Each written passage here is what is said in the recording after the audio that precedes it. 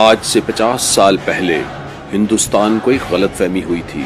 اس غلط فہمی کو جن پاکستانیوں نے دور کیا وہ آج زندہ ہیں اور دنیا سے کچھ کہنا چاہتے ہیں.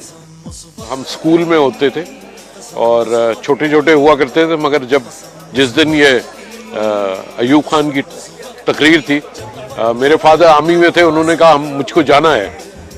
تو I remember that my mother did not ask ہم کہ جی کتنی دیر کے لیے جانا ہے، کیا جانا ہے، and he left.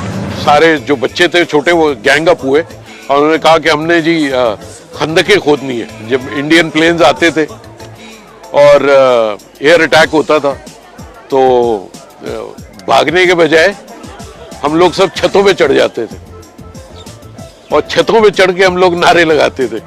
Pakistan was made with a two nation theory and we are a lot different from them, and the people on the border, they are doing for us.